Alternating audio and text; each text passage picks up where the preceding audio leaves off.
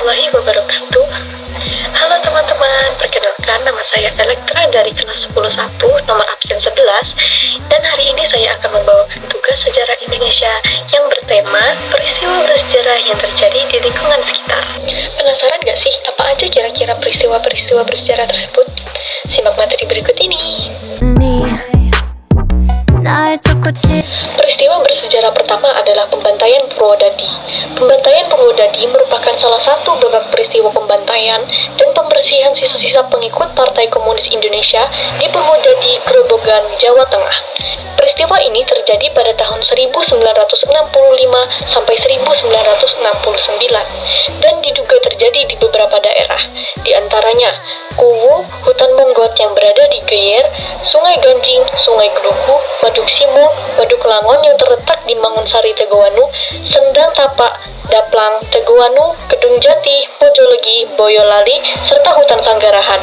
Latar belakang terjadinya peristiwa ini adalah upaya-upaya dari pemerintah dan masyarakat, terutama organisasi kemasyarakatan, untuk segera melakukan pembersihan dan penumpasan terhadap orang-orang yang diduga terlibat dan mendukung gerakan 30 September.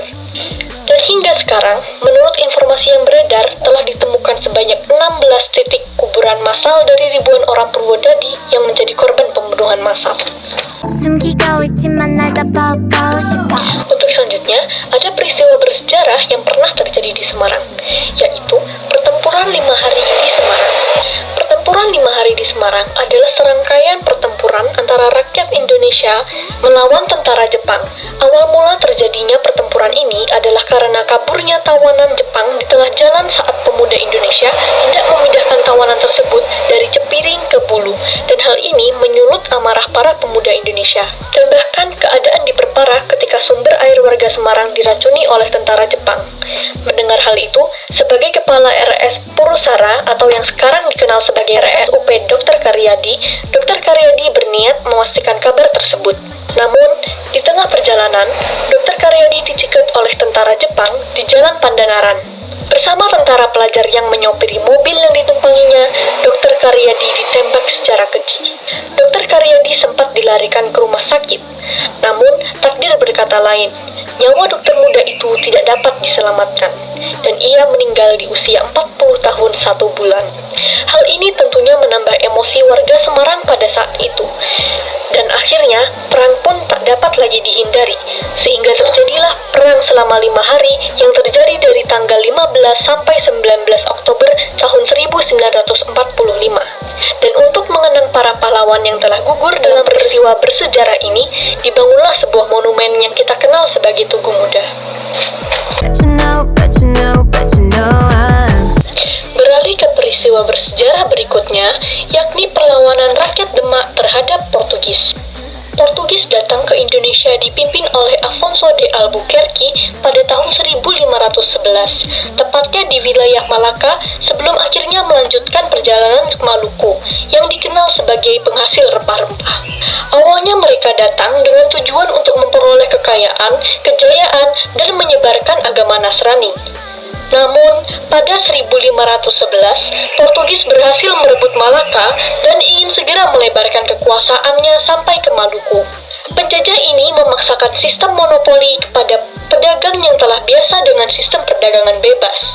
Monopoli Portugis di Malaka membuat kekacauan sistem perdagangan dan pelayaran di dunia. Keberadaan Portugis itu tidak hanya menjadi penghalang Kesultanan Demak, tetapi juga mematikan perdagangan kaum Muslim Indonesia. Terlebih lagi, Demak sendiri menjalankan perdagangan beras dan bahan pangan lainnya dengan Malaka. Hal inilah yang menjadi latar belakang perlawanan rakyat Demak terhadap Portugis. Kesultanan Demak pada masa pemerintahan Raden Patah mengutus Pati Unus dan pasukan untuk melakukan penyerangan ke kota pelabuhan Malaka. Penyerangan ini bertujuan untuk mencegah penyerangan ke Demak dan membantu kembalinya kekuatan kerajaan Malaka. Penyerangan dilakukan sebanyak 2 kali pada tahun 1513 dan 1521. Namun, keduanya gagal disebabkan karena perlawanan ini tidak mendapat dukungan dari kerajaan-kerajaan lain. Dan bahkan, Pati Unus gugur di medan perang pada saat perang kedua di tahun 1521. Setelah berhasil menangkis serangan Demak, Portugis memenuhi memenuhi undangan dari penguasa Pajajaran yang ingin melakukan kerjasama. Mereka membuat perjanjian yang menyebutkan bahwa Portugis diizinkan untuk membangun loji di Sunda Kelapa. Kesultanan Demak menganggap kerjasama itu sebagai ancaman dan segera melancarkan serangan di bawah pimpinan Fathahillah. Penyerangan dilakukan pada tahun 1527 dengan pasukan gabungan Demak, Cirebon, dan Banten.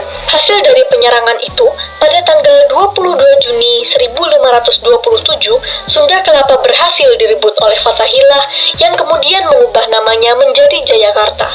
Dan peristiwa itulah yang menandai akhir dari perlawanan Demak terhadap Portugis. Dan sampailah kita di peristiwa bersejarah terakhir yang akan saya bahas, yaitu tentang penobatan Ratu Kalinyamat di Jepara. Kedudukan wanita menjadi penguasa sudah ada sejak zaman Hindu-Buddha. Penguasa wanita pada zaman Hindu-Buddha memperlihatkan bahwa wanita juga berhak menjadi penguasa dan menduduki kursi pemerintahan. Kesuksesan sebuah pemerintahan juga ada pengaruh dari seorang wanita. Peran kaum wanita dalam pemerintahan juga tampak pada masa Islami mulai tumbuh di Indonesia. Salah satu contohnya adalah ketika Jepara berada di bawah kekuasaan Ratu Kalinyamat. Ratu Kalinyamat adalah putri dari Sultan Trenggana dan merupakan penguasa wanita abad ke-16 di Jepara. Ratu Kalinyamat muncul pada panggung sejarah Indonesia ketika Kerajaan Demak mengalami kemunduran karena konflik politik dan perebutan kekuasaan antara keturunan Raden Patah. Ratu Kalinyamat merupakan tokoh yang mempunyai peranan penting di Jepara. Ratu Kalinyamat dapat menjadi penguasa karena sistem genealogi dalam pewarisan tahta kerajaan. Dengan sikap tegas, berani dalam mengambil keputusan, serta kemampuan memimpin, Ratu Kalinyamat berhasil memacu perkembangan ekonomi pada masa pemerintahannya dan hal ini menjadi faktor pendukung pertahanan politik Jepara. Kemajuan ekonomi Jepara membuat Jepara memiliki armada laut yang kuat sehingga perdagangan, pelayaran, serta interaksi banyak dilakukan di pelabuhan Jepara. Pada masanya memerintah Jepara, bangsa Portugis telah bercokol di Malaka, yang memicu perlawanan dari berbagai pihak. Dengan kepemilikan angkatan laut yang kuat, Ratu Kalinyamat pernah diminta oleh Raja Johor untuk membantu melawan Portugis pada tahun 1550. Ratu Kalinyamat pun mengabulkan permintaan itu dan mengirimkan 40 armadanya yang berkekuatan 4.000 sampai 5.000 prajurit. Meski serangan itu gagal, semangat patriotisme Ratu Kalinyamat tidak langsung padam. Sekitar 24 tahun kemudian, tepatnya pada Oktober tahun 1574, ia mengirim ekspedisi yang digabungkan tentara dari Aceh guna menggempur kedudukan Portugis di Malaka. Ekspedisi kedua itu berkekuatan 300 kapal. 80 diantaranya berukuran sangat besar dengan jumlah prajurit mencapai 15.000 orang. Serangan ini berhasil mematahkan dominasi Portugis meski harus mengorbankan 2.000 nyawa tentara Ratu Kalinyamat. Besarnya perjuangan Ratu Kalinyamat untuk memajukan Jepara dari berbagai aspek dan bidang menjadikan hari penobatannya sebagai ratu yang terjadi pada tanggal 10 April sebagai hari jadi Kabupaten Jepara saat ini. Itulah tadi beberapa peristiwa-peristiwa bersejarah yang pernah terjadi di lingkungan sekitar saya. Mohon maaf jika ada salah kata ataupun perilaku. Saya pamit undur diri. Wassalamualaikum warahmatullahi wabarakatuh.